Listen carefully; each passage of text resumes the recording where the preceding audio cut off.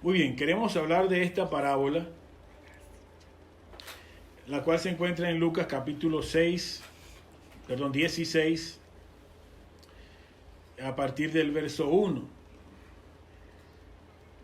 Lucas capítulo 16, a partir del verso 1. El título de esta enseñanza es Sagacidad a toda prueba. Tres áreas cruciales de la vida en las que el Señor nos demanda accionar con más audacia o inteligencia que los no creyentes. Dice ese pasaje en Lucas capítulo 16, verso 1. Vamos a leer hasta el 13. Dijo también a sus discípulos: había un hombre rico que tenía un mayordomo, y éste fue acusado ante él como disipador de sus bienes. Entonces le llamó y le dijo: ¿qué es esto que oigo acerca de ti? Da cuenta de tu mayordomía, porque ya no podrás más ser mayordomo. Entonces el mayordomo dijo para sí: ¿qué haré? Porque mi amo me quita la mayordomía. Cavar no puedo, mendigar me da vergüenza. Ya sé lo que haré para que cuando se me quite de la mayordomía me reciban en sus casas. Y llamando a cada uno de los deudores de su amo, dijo al primero: ¿cuánto debes a mi amo? Él dijo: 100 barriles de aceite. Y le dijo: toma tu cuenta, siéntate pronto y escribe 50. Después dijo a otro: ¿y tú cuánto debes? Y él dijo: 100 medidas de trigo. Y le dijo: toma tu cuenta y escribe 80. Y alabó el amo al mayordomo malo por haber hecho sagazmente, porque los hijos de este siglo son más sagaces en el trato con sus semejantes que los hijos de luz. Y yo os digo: ganad amigos por medio de las riquezas injustas, para que cuando éstas falten, os reciban en las moradas eternas. El que es fiel en lo muy poco, también en lo más es fiel. Y el que en lo muy poco es injusto, también en lo más es injusto. Pues si en las riquezas injustas no fuisteis fieles, ¿quién os confiará lo verdadero? Y si en lo ajeno no fuisteis fieles, ¿quién os dará lo que es vuestro? Ningún siervo puede servir a dos señores, porque o aborrecerá al uno y amará al otro, o estimará al uno y menospreciará al otro. No podéis servir a Dios y a las riquezas. Amén. Que el Señor añada bendición a su palabra maravillosa.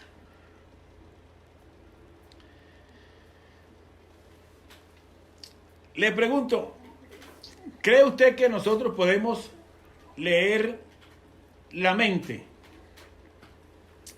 ¿Verdad que es complicado eso?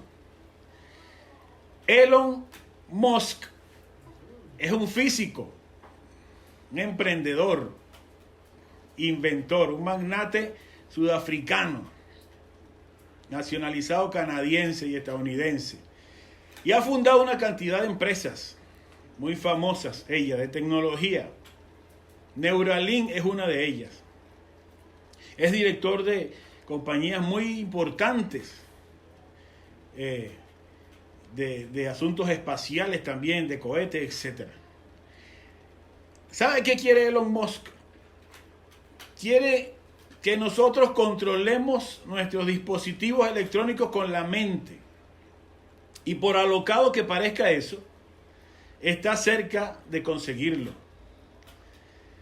Fundó esa empresa Neuralink y acaba de implantar con éxito en electrodos, diminutos electrodos en el cerebro de una rata para monitorizar su actividad cerebral y tratar de conectar los pensamientos de ese animal y luego del ser humano a un computador. ¿Sabe lo que es la gorra de Google? La gorra de Google. Durante épocas o décadas nosotros hemos trabajado con nuestro teléfono y nuestra computadora usando nuestros dedos. Lo que vemos, tratamos de tocarlo. Ahora hay pantallas inteligentes o pantallas táctiles. Esas son herramientas que ayudan a pasar lo que está en nuestra cabeza hacia ese dispositivo, pero usando siempre la limitación de lo físico, nuestras manos. La velocidad será de acuerdo a eso, a lo que pensemos y toquemos. Solo podemos transmitirlo a esa velocidad de precisión cuando hacemos clic en algo. Ya han inventado el reconocimiento de voz, donde usted le puede dar órdenes a esos aparatos y habla con el aparato y el aparato le responde y hace lo que usted quiere cuando se lo dice.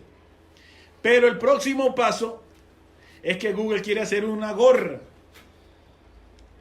Y hay científicos de ellos que están tratando de que la tecnología nos permita controlar las computadoras y los teléfonos o todos los dispositivos con solo pensarlo, con nuestra mente, con que nosotros le ordenemos con nuestra mente algo que funcione y eso funciona. Bueno, puede ser ciencia ficción, pero por extraño que parezca eso que les acabo de decir, en nuestras relaciones con el mundo, muchos de nosotros quisiéramos quizás saber lo que está pensando otra persona para accionar, saber lo que está pensando Dios en un instante para accionar bien y no accionar mal.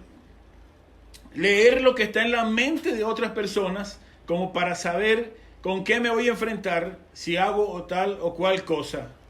Y eso, bueno, espero que no es que va a suceder, sino que con la ayuda de Dios podamos tener un avance en cuanto a ese tipo de cosas, y esta parábola nos va a ayudar un poquito.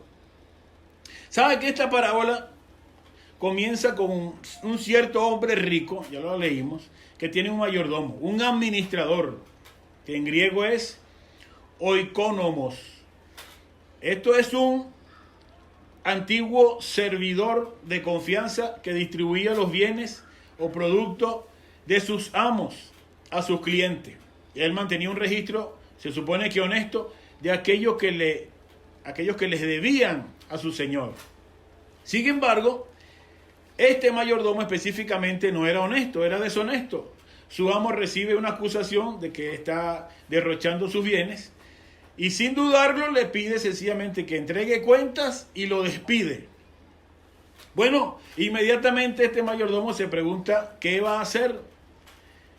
Es demasiado débil para trabajar en albañilería o cavando. Demasiado orgulloso para mendigar, por supuesto. Entonces, luego de ese susto inicial que enfrenta, le da paso a la sabiduría, a la inteligencia, que inteligencia es la capacidad de resolver los problemas. Y entonces se acerca a los deudores de su amo, le pregunta cuánto deben, luego les dice que reescriban sus contratos y les baja el monto. Para muchos eruditos, esta parábola hasta allí, hasta ahí no, y sigue por supuesto, el amo después lo alaba por lo que hizo. Esta parábola es, para muchos, repito, si no la más difícil cuando se trata de las parábolas del Señor Jesucristo. Es complicadísima a la hora de interpretarla. En primer lugar, porque pareciera que en algún momento de la historia se está diciendo que el amo alaba una acción mala de parte de su mayordomo. Y si hay un acto deshonesto, desleal, ¿cómo va a alabar eso? Pareciera desconcertante cuando uno la lee a simple vista que el Señor esté aplaudiendo o alabando la acción de un mayordomo que ya él mismo lo cataloga de malo, de infiel. Bueno, hay cosas que, por supuesto, que habría que estudiarlas con mucho más detalle, pero en un primer momento el relato de esa historia Dice así, claro y raspado, que el mayordomo fue alabado por su amo.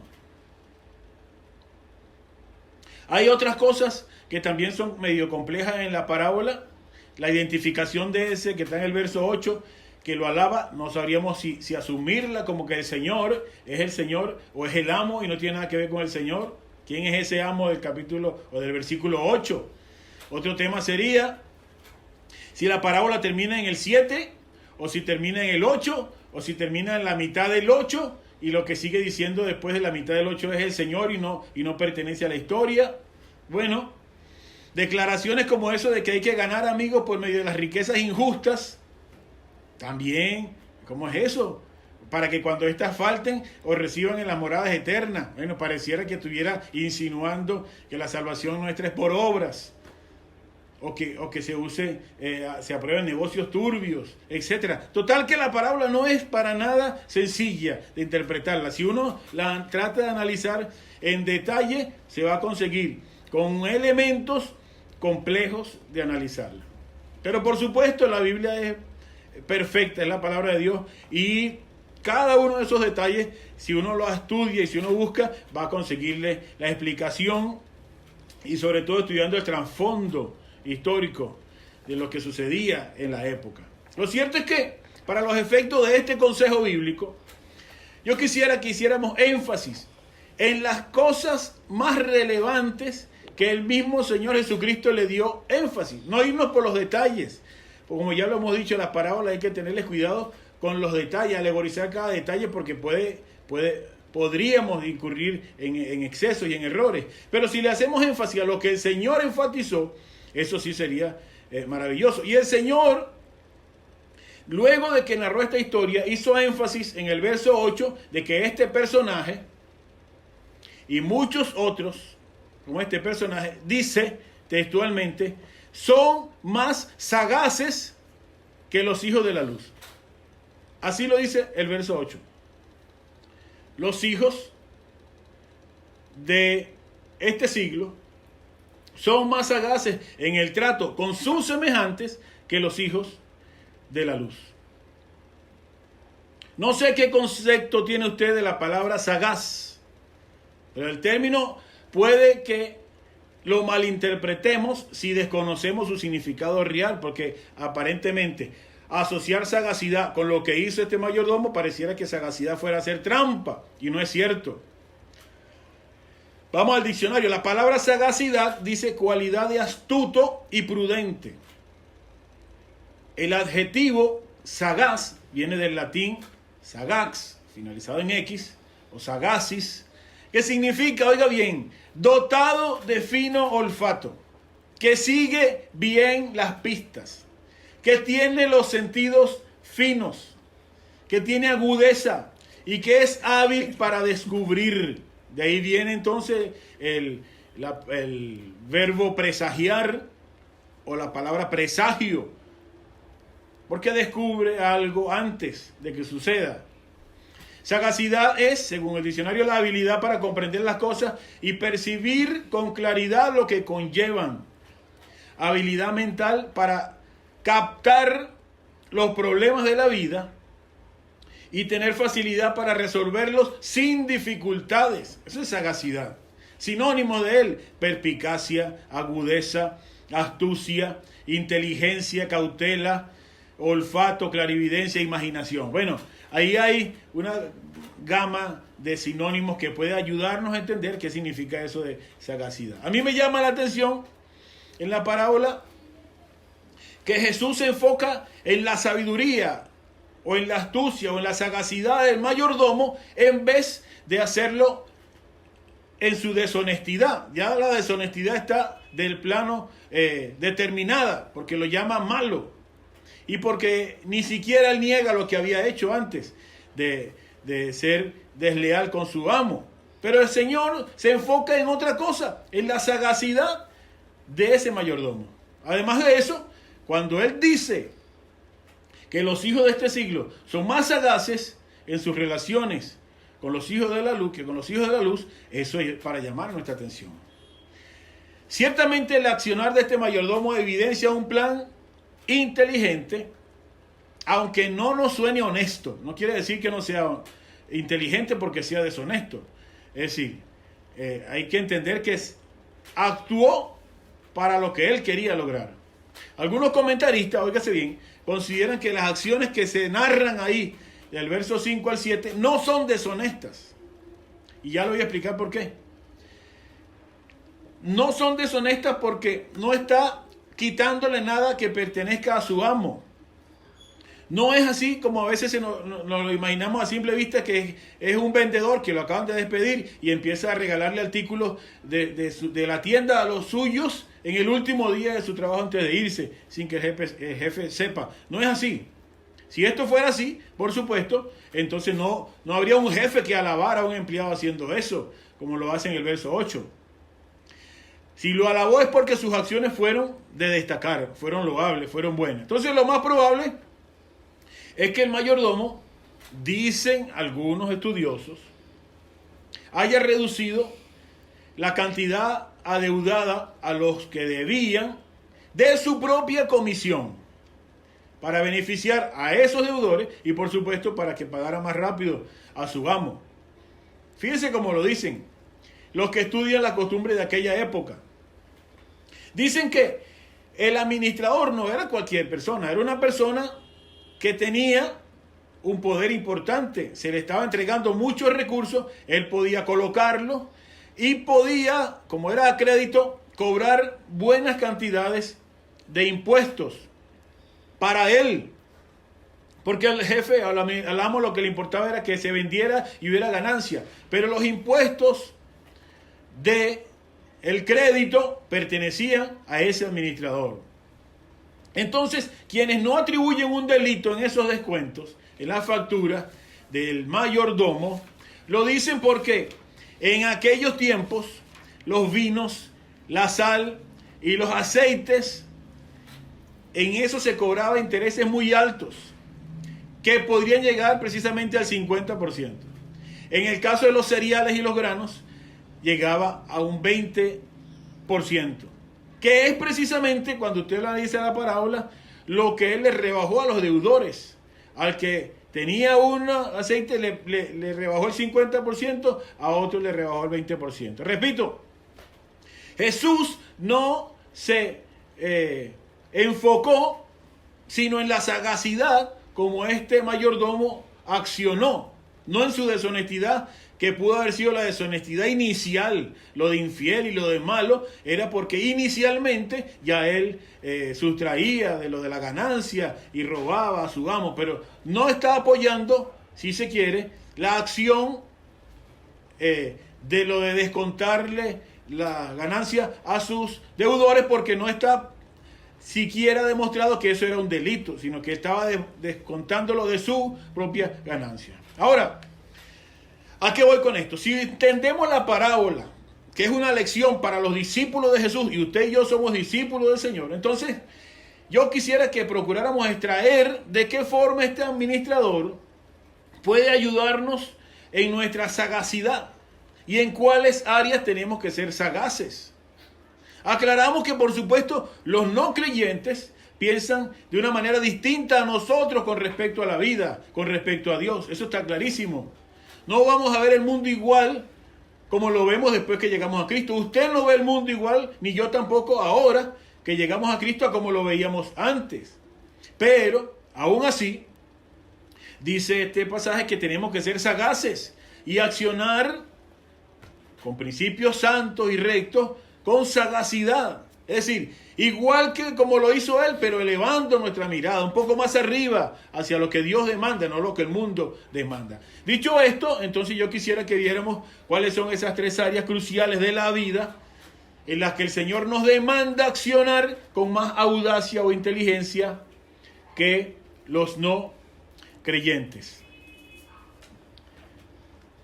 Y en primer lugar, los hijos de Dios deberíamos accionar con más audacia o sagacidad o inteligencia que los demás en áreas como, número 1, su destino final. Los hijos de Dios deberíamos ser sagaces cuando pensamos en nuestro destino final y así asegurarse de lograr la vida eterna y no perderse para siempre. Voy a explicar eso. El verso 3 y 4 dice: entonces el mayordomo dijo para sí: ¿qué haré? Porque mi amo me quita la mayordomía. Cavar no puedo, mendigar me da vergüenza. Ya sé lo que haré, para que cuando me quite la mayordomía, me reciban en sus casas. Nótese, este mayordomo infiel, lo primero que hace al enterarse de que va a quedar sin trabajo es pensar en su futuro. No se pone a discutir ni a pelear. Ya sabía que lo iban a despedir, pero piensa en su destino. Medita, reflexiona. Y pensando que al quedar sin empleo lo que se avecina es hambre y necesidad. Y por esta razón analiza y piensa y considera para ver cuál será la mejor manera de asegurar su futuro. Que su destino no sea incierto. Eso es lo mismo que hacen todos nuestros coterráneos. Todos los que de alguna manera salen a la calle, que usted se va y se asoma al bulevar, así haya cuarentena o haya pandemia, usted ve y ve esos bulevares full de gente, lleno, y el metro sigue abarrotado de gente. ¿Qué hace la gente cada día? Saliendo a la calle, ¿a qué? A buscar el pan para traer a su casa, a la mesa. Todos lo que hacen es invertir de alguna manera lo que tienen para asegurar su futuro. Hay gente que tiene emprendimientos, gente que inicia negocios, gente que pide préstamos. Lo hacen porque simplemente están previendo de manera, oiga bien, sagaz y astuta o audaz que la inflación, el bajo sueldo, la dolarización los va a dejar en serios problemas. Y por eso la gente sale. Por eso usted ha visto la proliferación de vendedores ambulantes, la proliferación de negocios alrededor de su vivienda. Por eso la gente trata de hacer algo. ¿Por qué? Porque sabe que necesita asegurar su futuro, su destino y el de sus hijos. Por eso usted ve que la gente emprende y busca para asegurar lo que necesita. Así es el ser humano común. Por muy estudiado que sea o por poco estudiado que sea, tiene ese sentido de supervivencia que le hace pensar en su destino, en su futuro. Y a eso es que quiero ir. No precisamente en el más allá, pero sí en el futuro que ellos consideran que es el más importante, que es el económico o el de sus negocios o el de mañana, sencillamente. Y en este primer punto, tengo que hacer alusión a dos variables. En este primer punto, al material y al espiritual. Empecemos diciendo que no es difícil observar que muchas veces muchos creyentes que también necesitamos comer y tener vivienda y ropa y calzado y vehículo, etcétera, no hacemos las previsiones pertinentes como lo hacen muchos no creyentes. Sin generalizar, por supuesto, pero pareciera que muchas veces los hijos de este siglo son más emprendedores, más sagaces, más astutos, más esforzados, más arriesgados, más trabajadores, repito, con honrosas y muchas excepciones, porque saben que nada los regalan a la vuelta de la esquina.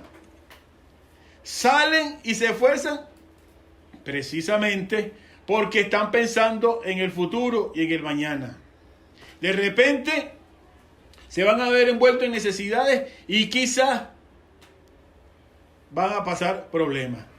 Pero, tengo que confesarlo, muchas veces los creyentes en el Señor, y les aseguro que tenemos más de 30 años en este caminar, hemos visto cómo muchos creyentes no accionan, no se mueven, no avanzan, solo oran, pero no accionan, no son audaces, no son sagaces, teniendo las posibilidades, no lo hacen y se quedan sin asegurar en lo material su futuro. Pasan más trabajo que el que deberían, porque sencillamente los hijos de este siglo son más sagaces que los hijos de luz en ese aspecto material.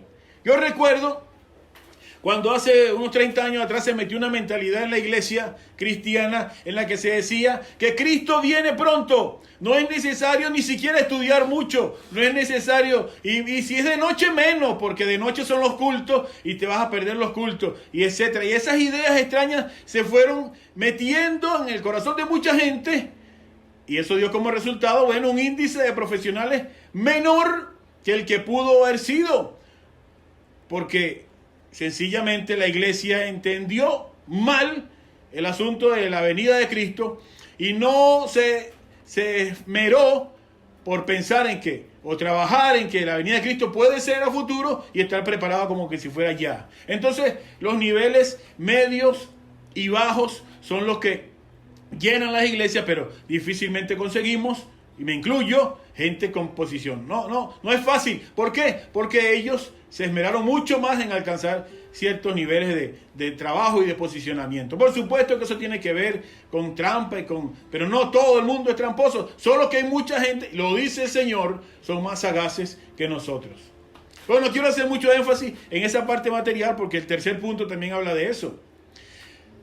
Voy a tocar ese tema material más adelante, pero la segunda variable que sí quiero enfatizar es que así como los hijos de las tinieblas se esmeran por asegurar su destino, su futuro económico, aquí en la tierra, entre los mortales, los hijos de Dios deberíamos ser sagaces para asegurarnos lograr la vida eterna y no perdernos para siempre. Ahí sí, hermano querido, que tenemos trabajo.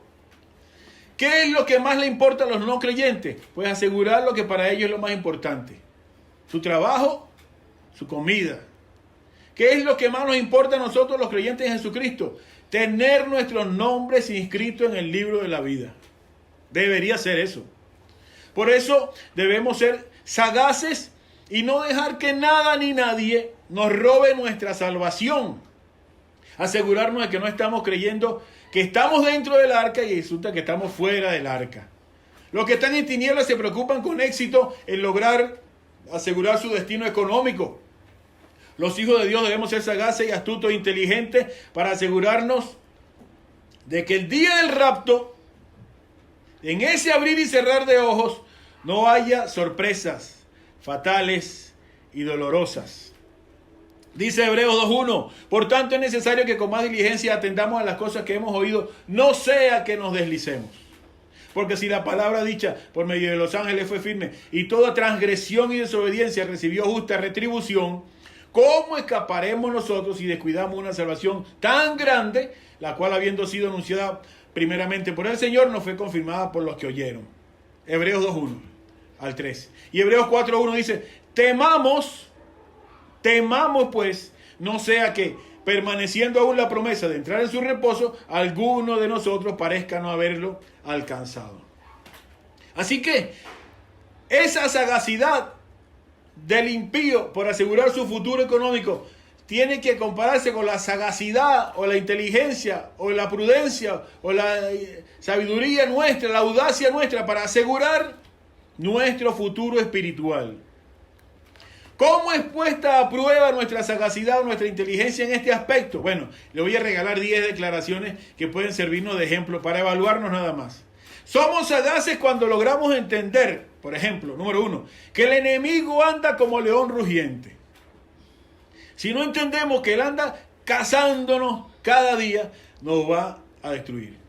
Número 2, somos sagaces cuando entendemos que no podemos jugar a la religión. No es cuestión de religiosidad, es cuestión de salvación. Que debemos velar porque no sabemos por dónde nos viene la tentación. Puede venir por cualquier parte, por una conversación, o por un video, o por un teléfono nuevo que le dieron. Por muchas partes puede venir la tentación y no lo sabemos. Que debemos cuidar cada pensamiento, palabra o acción, porque de ella depende nuestra salvación. ¿Sabe eso? La salvación depende de lo que pensamos, hablemos o actuemos. Somos sagaces cuando entendemos que debemos saber escoger nuestras amistades y ver quién nos influencia. Ojalá los adolescentes entendieran eso. Ojalá los jovencitos entendieran eso. Que lo que entra por sus ojos en la red social, que las personas que ellos admiran y siguen, muchas veces los influencian para lo malo. Y no hay sagacidad en eso. Somos sagaces cuando entendemos que nadie puede ser salvo por su propia fuerza. No es cuestión de fortaleza humana, porque Sansón fue destruido siendo un líder, siendo un juez de Israel, siendo fuerte físicamente. Sansón fue el hazmerreír después del enemigo. Somos sagaces cuando entendemos que necesitamos cada día depender del auxilio del Espíritu Santo para poder vencer. Y por eso hay que orar, porque si no oramos, nos destruye Satanás. Somos sagaces cuando entendemos que el arrebatamiento puede ser en cualquier momento. Mire, se dice tanto que la gente puede que no entienda, que puede ser ya, que este puede ser el último culto. Por eso no me lo quiero perder. Y yo le felicito porque está ahí conectado, porque este puede ser la última vez que nos veamos. Y nos vamos a ver en el cielo a la noche, si el Señor viene esta noche. Amén. Pero a veces se nos olvida y no somos sagaces en cuanto a eso. Ser sagaces cuando logramos entender que la gran tribulación no es una simple pruebita, sino el peor momento mundial que vivirá la humanidad. Y con eso no se juega. Y somos sagaces cuando entendemos que Dios jamás será burlado, que sin santidad nadie verá al Señor, y que no importa cuántos años o cargos tengamos, si no estamos en santidad, nos vamos a quedar. Hermanos queridos, yo me temo que hay algunos creyentes muy poco sagaces, muy poco perspicaces, que evidencian muy poca habilidad para comprender estas cosas y percibir con claridad lo que significa esa frase: Cristo viene pronto. Se les ha olvidado eso. No lo entienden. ¿Sabe que pronto puede ser antes que yo termine este sermón? Algunos no lo entienden. Creen que no es así. Creen que va a haber un aviso previo. Ya el aviso está. Y yo estoy seguro que el día del arrebatamiento de la iglesia va a haber sorpresas. No precisamente de personas que estaban actuando mal y se fueron sin querer, sino por el contrario, personas que pensaban que todo estaba bien, pero que se quedaron. Porque este asunto no se trata de tener buenos deseos, ni de estar en la mejor organización, ni de tener años en el Señor, sino de tener limpias y puras las vestiduras, limpio y puro el corazón, limpio y puro la mente, la lengua y toda nuestra vida. Y eso hay que pensarlo, para ser sagaces y asegurar nuestro futuro. Déjeme ilustrarlo con esto para cerrar este primer punto. Dios habla de muchas maneras. Y hay personas que necesitan que Dios les hable de manera muy gráfica. Y una hermana una vez soñó que murió y fue al infierno. Y en su sueño vio a otra hermana que también murió en un accidente años atrás y también estaba en el infierno. Y dice que estaba en shock de ver a aquella mujer en el infierno, porque todos pensaban cuando la despidieron en el velorio que esa hermana estaba en el cielo. Pero entonces se da cuenta de que esa hermana está en el infierno y ella también está en el infierno. ¿Cómo es que una mujer que ha servido a Dios, que vivió en la tierra haciendo tanta obra para Dios, que guió muchas personas a los pies de Cristo y que conocía al Señor muy bien, compasiva, que daba limosna para los pobres, para los necesitados, que ayudaba de muchas maneras, cómo es que esa sierva buena del Señor estaba en el infierno? Y ella también estaba en el infierno. Así que estaba atónita por ver que alguien así podía haberse perdido. Sencillamente se dio cuenta de que Dios le estaba ministrando desde hacía tiempo, de que no hay pecados pequeños ni pecados grandes, de que el pecado es desobediencia y que no es una mentira del diablo pensar que hay pecados pequeños y pecados grandes. Y entonces pensó en ese pecado pequeño que Dios le había cuestionado desde hacía tiempo. Pensando en sí misma, dice que recordó cómo Dios le había mostrado muchas veces que dejara de hacer eso que estaba haciendo. ¿Qué era eso que estaba haciendo la hermana? Dice que ella tenía una amiga en un hospital, una enfermera. Y cuando se enfermaba, se supone que tenía que ir al hospital, pasar sus tarjetas y ahí le iban a recetar los medicamentos y iba a pagar algo con una tarjeta. Pero como tenía su amiga en el hospital, sencillamente cada vez que esa mujer se enfermaba, ella no iba para el hospital, llamaba a su amiga le apartaba los medicamentos y le decía: pasa dentro de una hora y te los doy. Y así lo hacía. Y en su cabeza venía un remordimiento y decía, eso no puedes hacerlo, tú no estás pagando por esos medicamentos. Pero entonces eso le hacía pensar que, bueno, soy yo, no es Dios. En mi mente que me está, porque eso no es nada, eso no afecta a nadie y sobra los medicamentos. Y entonces ella en su corazón sintió que era muy simple ese error y esa falta. Y en eso involucró también a su amiga, que era la que se robaba los medicamentos. Y bueno, sencillamente aceptó también la mentira del diablo de que hay pecados pequeños y grandes. Y después causó ese problema. Y el Espíritu Santo la contristó y entendió que esa era la causa por la que ella se había perdido. Como a esa otra. Y muchos creyentes se han perdido también jugando con su santificación. Y no importaba que hubiera traído millones de almas al Señor, ni que hubiese servido mucho, porque sencillamente no se preocupó por ser santo e íntegro delante de Dios. Bueno, gracias a Dios que se despertó. En ese momento se dio cuenta de que Dios le estaba tratando de decir que con esto no se juega. Que si somos sabios, sagaces o astutos, tenemos que cuidar nuestra salvación de las cosas que no se deben hacer. 1 Corintios 9:27 dice: golpeo mi cuerpo y lo pongo por servidumbre, no sea que habiendo sido heraldo para otros, venga a ser yo mismo eliminado. Romanos 6:1 y 2. ¿Qué pues diremos? ¿Perseveraremos en el pecado para que la gracia abunde? En ninguna manera, porque los que hemos muerto al pecado, ¿cómo viviremos en él? Romanos 6:12. No reine el pecado en vuestro cuerpo mortal, de modo que lo obedezcáis en su concupiscencia. Y Hebreos 10:26. Si pecamos voluntariamente después de haber recibido el conocimiento de la verdad, ya no queda más sacrificio por los pecados, sino una horrenda expectación de juicio y de hervor de fuego que ha de devorar a los adversarios. Mire qué dura es la palabra de Dios cuando se trata de desperdiciar o menospreciar la salvación de Dios. Así que, hermanos queridos, este primer punto es fuerte, pero hay que entenderlo.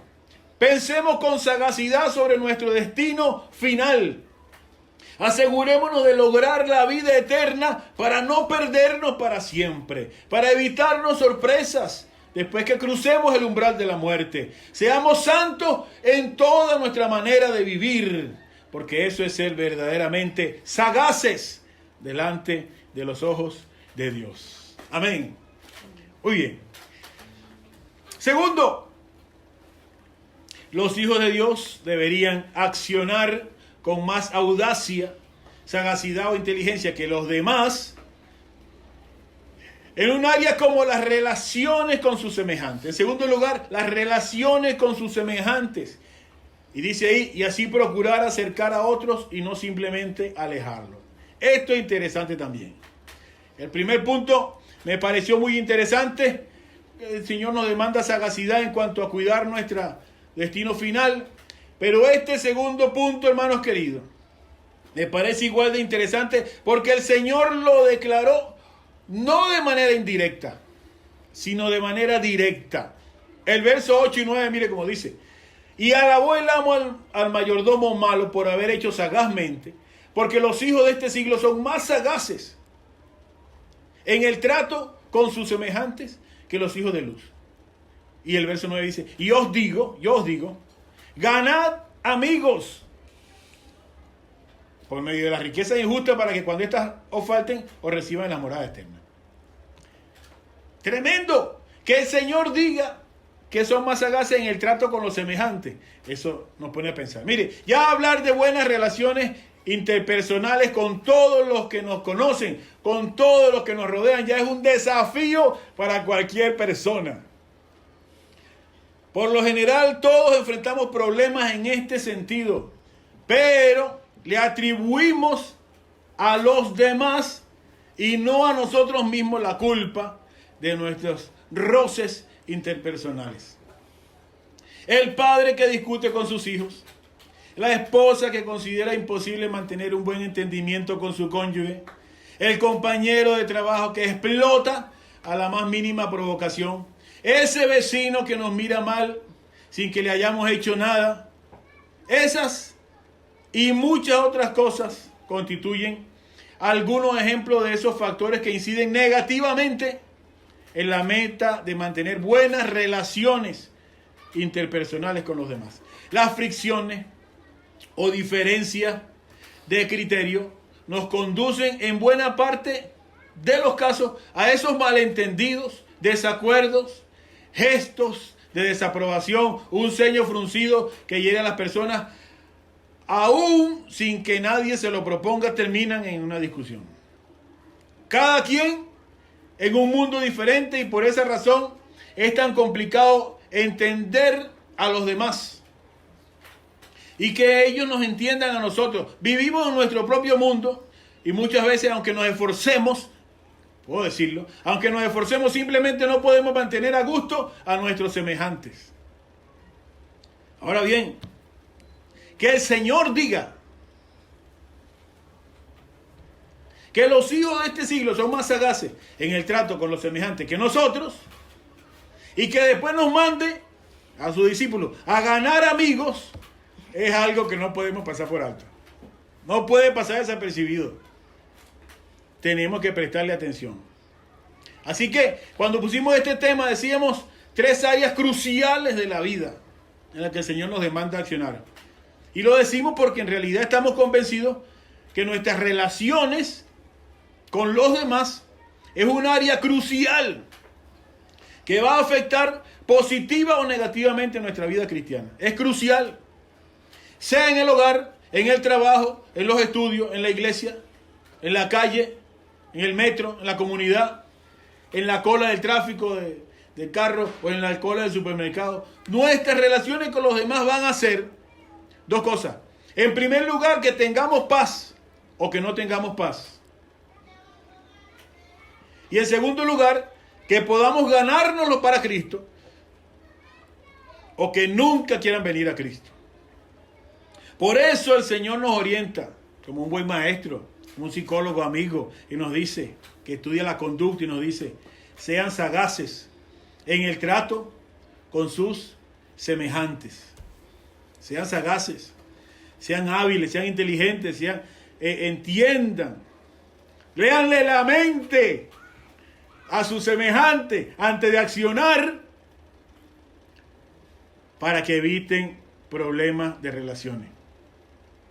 Yo no sé si usted ha observado esto que le voy a decir, pero muchas veces sucede con nosotros los creyentes, incluyéndome, y es que luego de que llegamos a Cristo, en nuestro afán de alejarnos del pecado y de la vida mundana, perdemos contacto con nuestros semejantes no creyentes. Inconscientemente, hasta dejamos de saludarles. No les visitamos más. No les escribimos más. No les llamamos más. Nada de compartir un café con ellos. ¿El alegato cuál es? Bueno, no tengo tiempo. No quiero compartir porque sus prácticas no me atraen, no me gustan. Son mundanos, son pecadores, etc. Está bien. Y aunque nuestros argumentos sean válidos, el Señor nos sigue diciendo: ellos son más sagaces para relacionarse que ustedes. Y tienen que hacerlo.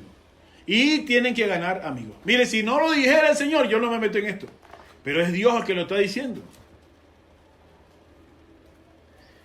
Hablando del primer punto, en esto de relaciones con los amigos y de que generamos problemas con nuestros padres, jefe, hijo, cónyuge, vecino, compañero, amigo.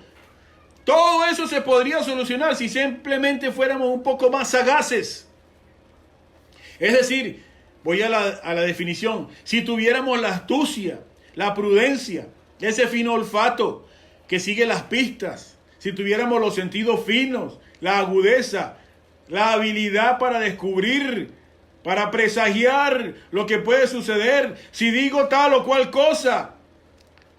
Por eso hablé de leer la mente. Si tan solo tuviéramos esa habilidad o perspicacia, esa inteligencia para comprender bien las cosas y percibir con claridad a lo que nos va a llevar unas palabras, o lo que yo haga, o lo que yo diga.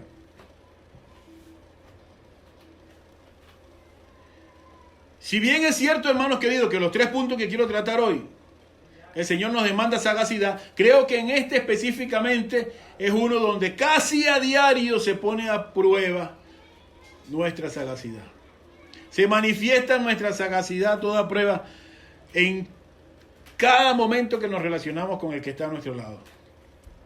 ¿Cómo es puesta a prueba esa sagacidad o nuestra inteligencia en este aspecto específicamente? Bueno, cuando intentamos con éxito hacer las paces con el enemigo, con esas personas difíciles que le rodean. Vamos a suponer que usted no es difícil, que difícil es el otro, pero cuando usted trata de hacer las paces con ese difícil, cuando trata de limar aspereza, piense en ellos y en cómo ellos piensan y accionemos, quizá cambiando nuestra forma de ser de siempre. Siempre actuamos de una manera y siempre chocamos. Pero si cambio un poquito, de repente lo sorprendo. Mis acciones le sorprenden y conseguimos respuesta diferente de esa persona. Dice Mateo 5:25, ponte de acuerdo con tu adversario pronto, entre tanto que estás con él en el camino. Mire lo que el Señor dice. Vas con él en el camino y es tu adversario, pero ponte de acuerdo. No sea que el adversario te entregue al juez y el juez al alguacil y sea echado en la cárcel. Mateo 5:25. No es eso. Entendamos que hay que limar, sanar, diferencia. Y nos toca ser sagaces para lograr eso. ¿Cómo es puesta a prueba nuestra sagacidad? Bueno, cuando cuidamos nuestra conducta, a tal modo que nos adelantamos a las consecuencias de nuestros actos y procuramos actuar sabiamente. Dice el Salmo 39:1. Yo dije, atenderé mis caminos para no pecar con mi lengua. Guardaré mi boca con freno, en tanto que el impío esté delante de mí. Porque la lengua se mete mucho en esto. Así que atenderé mi camino y me le pondré un freno a mi boca. ¿Cómo podemos tener sagacidad? Una más, cuando establecemos puentes con aquellos que no conocen a Cristo y entendemos lo que hay en su mente para no equivocarnos. Es decir, un puente. Mire, ¿cómo nos vamos a ganar al mundo si nosotros ni siquiera los amamos? Si ni siquiera los tocamos. Al Señor lo criticaban mucho por su relación con ellos. Y decían, Él come con ellos. Y estoy seguro que el Señor no pecó jamás. Que sabía lo que había en sus corazones. Sabía alejarse de lo que hay que alejarse. Pero el Señor nos dio un ejemplo. Pablo, mire como dice en 1 Corintios, hay 5 versos seguidos que Pablo nos da una cátedra. 1 Corintios 9:19 dice, por lo cual siendo libre de todos me he hecho siervo de todos para ganar al mayor número. Ahí está, se hizo siervo para ganarlos. Me he hecho a los judíos como judíos, para ganar a los judíos. A los que están sujetos a la ley, aunque yo no estoy sujeto a la ley, como si estuviera sujeto a la ley, para ganar a los que están sujetos a la ley. Al 21, a los que están sin ley, como si yo estuviera sin ley, aunque yo estando sin ley, sino bajo la ley de Cristo, para ganar a los que están. Un trabalengua donde él dice, me quiero ganar a los judíos, me quiero ganar a los que tienen ley, me quiero ganar a los que están sin ley. Verso 22, me he hecho débil a los débiles, para ganar a los débiles. A todos me he hecho de todo, para que de todos modos salve a algunos. Y esto hago por causa del Evangelio, para hacerme copartícipe de él. 1 Corintios 9, eso es del 19 al 23. Así que me toca relacionarme con mi semejante de manera sagaz y audaz. Termino este segundo punto señalando que por lo general nuestros problemas con los semejantes están relacionados con la lengua, ya lo dije. Y Santiago lo dice de esta manera. Nombra 3 cosas pequeñas. Un freno puede controlar un caballo. Un pequeño freno. Un pequeño timón puede controlar un barco grande. Y un pequeño fuego puede encender un gran fuego. Nuestra pequeña lengua, mal usada o bien usada, puede o encender un fuego o apagarlo, acercar a las personas a nosotros o alejarlas de nosotros para siempre. Así que eso tiene que ver con su relación, hermano querido, con el que le rodea, con su familia, con sus hijos, con su cónyuge, con sus hermanos, con sus vecinos, con su jefe. Piense con sagacidad antes de hablar, antes de actuar. Piense con sagacidad sobre la relación con sus semejantes. Y así procure acercarlos a usted y no alejarlo. Eso es vivir o ser verdaderamente sagaces. Amén. Mire cómo corre el tiempo, aleluya. Tercer punto. Tercer punto de estas tres áreas cruciales de la vida en que el Señor nos demanda accionar con audacia. Los hijos de Dios deberían accionar con audacia, sagacidad e inteligencia en esta tercera área, en la administración de sus recursos y ser fieles en lo eterno y no solo en lo temporal. Bueno, esto no podía pasar por alto. Este tercer elemento en que el Señor nos demanda sagacidad es también algo muy importante. Aunque siempre será un tema difícil para los pastores abordarlo, sobre todo en esta época, hablar de dinero y de darle a Dios, porque hay mucho abuso por ahí. Les explico. Para los no creyentes es lógico que la administración de sus recursos esté dirigida casi exclusivamente para lo que a ellos les parece más importante. Vivir, descansar, los placeres, los gustos, la familia, los amigos. Así era ese mayordomo, sagaces para echarse todo encima. Cuando se vio en riesgo de perder su empleo, invirtió, oiga bien, en sus amigos, de tal manera que su economía no sufriera. Fue hábil para relacionarse con ellos, pero fue hábil también para invertir en ellos sus recursos. Bueno, no era su recurso. Cuando ya habla de la ganancia injusta, es porque ese dinero no era de él, ¿verdad? Para él, el amor al dinero lo había llevado inclusive a hacer trampa en su trabajo. Y ojo, eso no podemos justificarlo. Es un secreto que para los impíos no tienen los principios éticos nuestros. Así que cualquier comerciante impío puede robar, puede aumentarle la factura, puede ganar más de lo que debe. Su sagacidad o habilidad lo va a llevar a eso, a hacer lo malo. Pero ¿qué enseñanza traemos nosotros en cuanto a este punto? Que nosotros debemos también invertir los recursos que tenemos de la manera más hábil, más sagaz. No para lo que ellos por naturaleza hacen, por favor. No para gastárnoslos encima y echárnoslos encima como hacen ellos.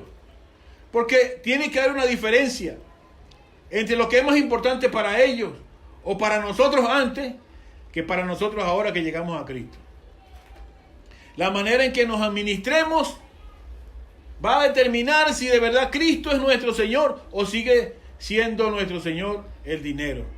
Mire cómo dicen estos versos finales. Verso 9. Y yo os digo, ganad amigos por medio de las riquezas injustas, para que cuando éstas falten, os reciban en las moradas eternas. El que es fiel en lo muy poco, también lo es en lo más es fiel. El que en lo muy poco es injusto, también en lo más es injusto. Porque si en la riqueza injusta no fuisteis fieles, ¿quién os confiará lo verdadero? Cuando habla de riqueza injusta, le aclaro, está hablando de las riquezas materiales, falsas, mundana, por llamarlo de una manera. El término griego es mamoná, habla de iniquidad, habla de mundana o injusta, para diferenciarlo de los recursos sagrados del cielo. Mamoná significa riqueza personificada o deificada, adorada, pues avaricia. Entonces el Señor hace una diferencia entre ese dinero que adora a la gente, que hay que tener cuidado, por supuesto, porque se convierte en un Dios. Y dice el verso 12, si en lo ajeno no fuisteis fieles, ¿quién os dará lo que es vuestro? Lo ajeno, porque no es suyo ni es mío. No eran del mayordomo. Y no son suyas ni son mías. Todo pertenece a Dios.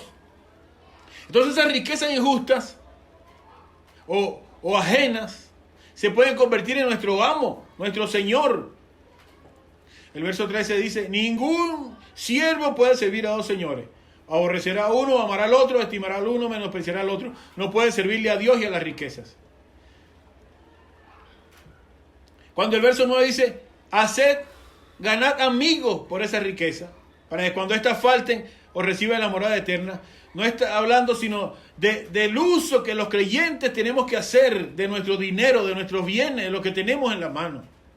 Hacer amigos mediante la riqueza del mundo, es un llamado a someter nuestras finanzas por completo a la voluntad de Dios. Bendecir a los más necesitados siendo mayordomos, fieles. Recuerde que somos administradores de los bienes que Dios nos da, del dinero que es de nuestro Señor. Eso asegura además que seremos bendecidos. Eso es sagacidad. Sagacidad. Jesús nos advierte que hay que saber emplear provechosamente los bienes materiales, amados hermanos. Algún día va a faltarnos esos bienes. Vamos a morir. Y entonces nos habrán servido de algo para el reino de Dios.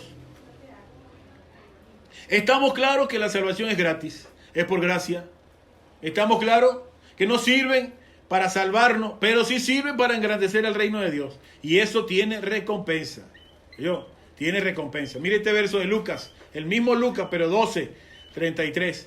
Vended lo que poseéis y dad limosna. Haceos bolsas que no envejezcan, tesoros en los cielos que no se agoten, donde el ladrón no llega, ni polilla destruye. Cuando el Señor dice que debemos acumular tesoros en el cielo, está diciendo que tenemos que ser sabios, sagaces en la forma en que utilizamos el dinero. Así que para que nuestros recursos sirvan para ese fin, para hacer tesoros en el cielo, hay que emplearlos de acuerdo a los principios de Dios. No es echándonos, repito, todo encima y olvidándonos de lo que a Dios le importa. Qué difícil a veces conseguir gente que ayude a los más necesitados. Y eso es sagacidad. Decía un rabino alguna vez que los ricos y los pobres se necesitan mutuamente. Los ricos ayudan a los pobres en este mundo con su riqueza y los pobres ayudan a los ricos en el mundo venidero. Que cuando usted le da algo a alguien, hermano querido, eso a Dios no se le olvida jamás. No para salvarlo, repito, pero sí es la obra que Dios desea que hagamos. Y ya sé que hablar de este tema, ya repito, no es lo que más gusta a la gente. Inmediatamente se prenden las alarmas y puede entenderse que el pastor es uno de esos tantos pastores o ministros que se aprovechan de las ovejas para sacarle los pocos recursos que tienen. Y yo lo he visto a diario, hermano. Yo a veces me enlucho en la forma en que desde los púlpitos se hace énfasis en este asunto del dinero. Pero créanme que nosotros hemos evadido el tema y que eso es a propósito, a riesgo de que los que nos dicen que es nuestra responsabilidad hablarlo, pues a riesgo de eso no lo hacemos, porque entendemos que hay mucha necesidad y comprendemos que ojalá la gente sepa que es su responsabilidad dar para Dios. Ya vamos a cumplir unos 5 años en esta congregación y yo he recibido ese cuestionamiento. No habla de esto, no habla de ese tema, no se habla de este tema desde el púlpito. Bueno, es verdad, no se toca mucho, pero hoy que me topo con esta parábola y que al final de la parábola el Señor habla de eso específicamente, no puedo evadirlo tampoco. No tenemos porque no damos. No tenemos porque no damos. A veces nuestros testimonios de generosidad son de hace muchos años. Mi hermano me decía, no, es que yo siempre he dado. Me acuerdo cuando estaba en el liceo, yo tenía una vez 4 pares de zapatos y le regalé. Eso fue hace como 30 años. ¿Dónde están los testimonios de la semana pasada o del mes pasado? ¿Con cuánta necesidad a nuestro alrededor? Eso no es sagacidad. Sagacidad es actuar sabiendo que Dios le da al que tiene un corazón generoso. Mire, le traje unos versos. Es que la palabra de Dios es bella. Proverbios 11:25. El alma generosa será prosperada. Y el que saciare, él también será saciado. 11:25 de Proverbios. Segundo de Corintios 9:7. Cada uno dé como propuso en su corazón, no con tristeza ni por necesidad, porque Dios ama al dador alegre. Hechos 20:35. En todos he enseñado que trabajando así se debe ayudar a los más necesitados y recordar las palabras del Señor Jesús que dice, más bienaventurado es dar que recibir. Lucas 6:38. Dad y se os dará. Tremendo, así empieza ese verso. Después dice, medida buena y apretada y remecida y rebosando darán a vuestro regazo. Nos van a dar rebosando, pero empieza diciendo, dad y se os dará. Pues con la medida con que mides, os volverán a medir. Deuteronomio 8:18. Acuérdate de Jehová tu Dios, porque Él te da el poder para hacer las riquezas. Y uno más, Proverbio 19:17. A Jehová presta el que da al pobre, y el bien que ha hecho se le volverá a pagar. Imagínense, usted le presta a Dios cuando piensa en los pobres. Sagacidad es cuando nosotros utilizamos nuestros recursos, que no son nuestros, son de Él, para ayudar a los demás. Mire, y este mayordomo, para remate, lo llamó infiel. Era sagaz, pero era infiel. Y el Señor lo cataloga de malo. Pero resulta que algunos de nosotros también somos infieles. Porque el Señor llama infieles a los que son egoístas, a los que no dan, a los que son mezquinos con sus recursos, a los que no son desprendidos ni generosos. El versículo 10 dice, el que es fiel en lo poco, también en lo más va a ser fiel. Pero en lo que muy poco es injusto, también en lo más es injusto. Si en la riqueza injusta no fuiste fiel, ¿quién os confiará lo verdadero? Se está llamando a alguien prácticamente esclavo del dinero, porque han hecho del dinero un Dios. El verso 13 lo dice, nadie puede servirle a Dios y a la riqueza. No puedes, vas a aborrecer a uno y amar al otro. No puedes servirle a Dios y a la riqueza, no puede. Entonces nos dice que el dinero no te posea a ti, que tú lo tengas a Él, pero que Él no te posea. Es malo ser poseído por el dinero, por los recursos, por lo que tenemos. El amor al dinero es la raíz de todos los males, dice 1 Timoteo 3:6. Para los creyentes, el dinero, más allá de su valor material, tiene que tener un carácter espiritual, hermano querido. Cuando tú tienes, Dios te ha dado para usarlo para Él. Los bienes materiales tienden a ser un medio para ser utilizado y no deben convertirse en un fin. Porque los discípulos no debían ser utilizados por ellas. Y sin embargo, la riqueza los dominaba. Cuando dice ganad amigos por medio de la riqueza injusta, bueno, para cuando éstas falten o reciban la morada eterna, está diciendo el mayordomo usó el dinero de su señor, ganándose muchos amigos para asegurar su futuro. Usted y yo podemos ganar almas si utilizamos nuestros recursos también para la obra.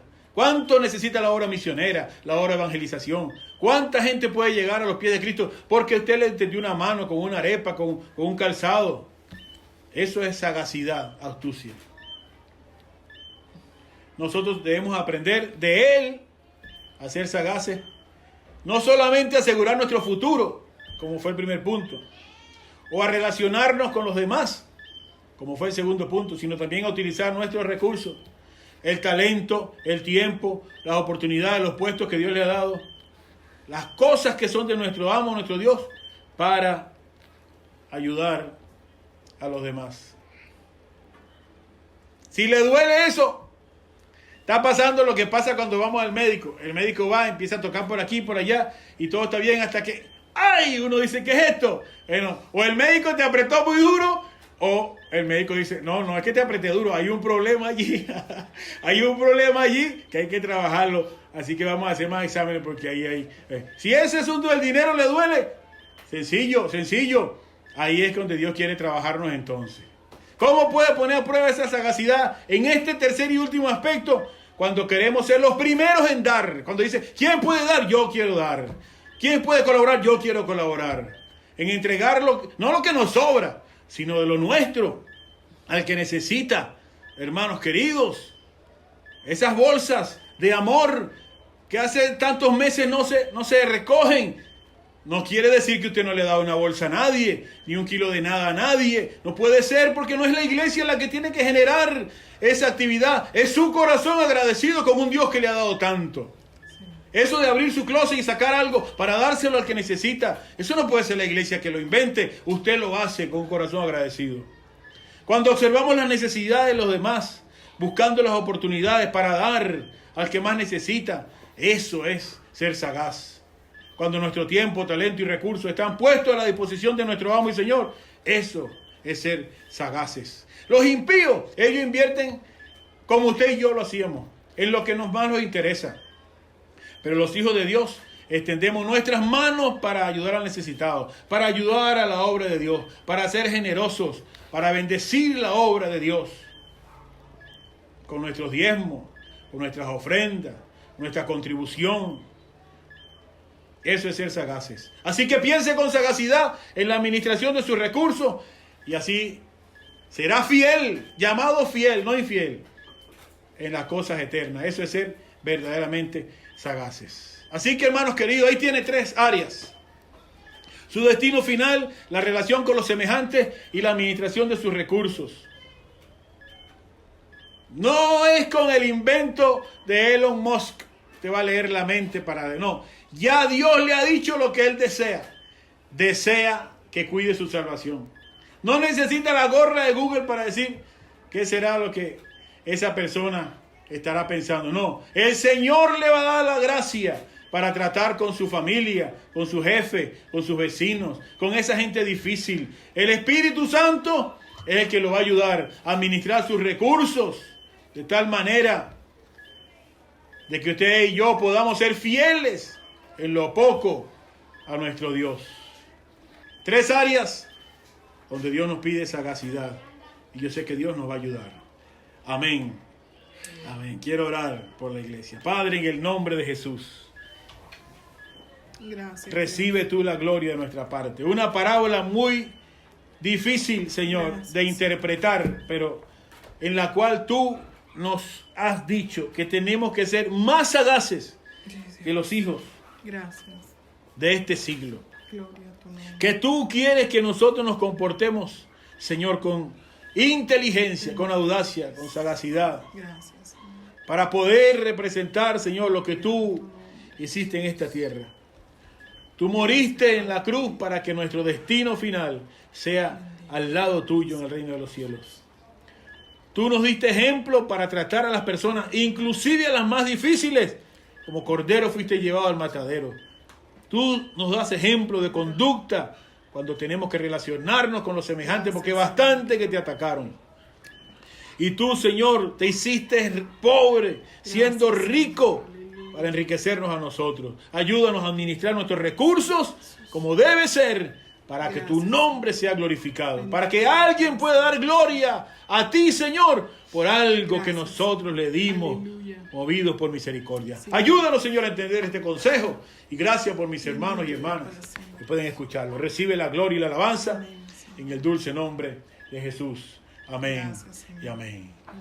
Gloria a Dios.